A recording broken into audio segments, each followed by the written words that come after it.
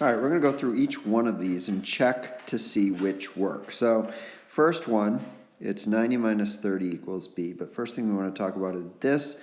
This right here is a straight angle, which means that both of these angles have to be 90.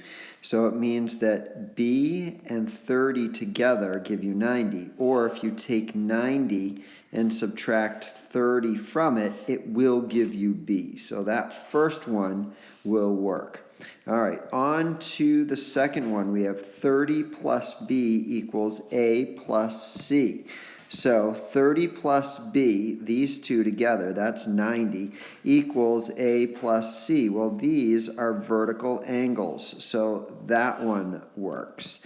Okay, so moving on to a plus c plus 30 plus b equals 180.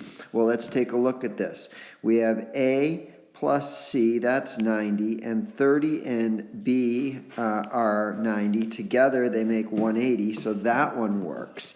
All right, so a equals 30. Let's take a look at that one. A equals 30.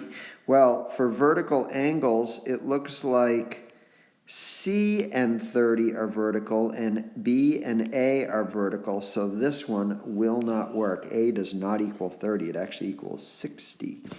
All right, so now we're to A equals C equals 30.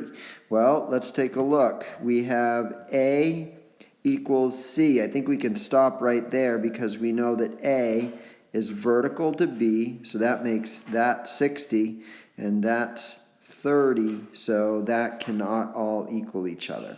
Okay, we got one left. Let's check it. 90 plus A plus C equals 180. Well, let's see. So we got 90 plus A, which we know is vertical to B, and then C, we didn't even need that vertical thing. That didn't matter. We have A and C equal 90 together. So 90 plus 90 equals 180. So here are your correct ones, the ones that are checked off.